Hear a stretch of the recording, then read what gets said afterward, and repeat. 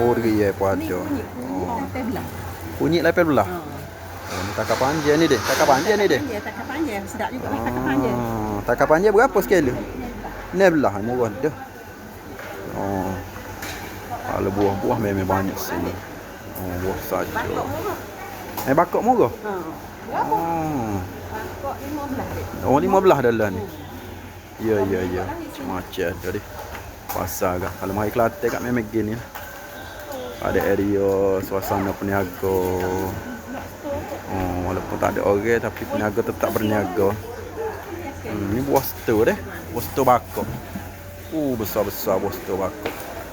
Mata kucing, salak madu. Oh, dia.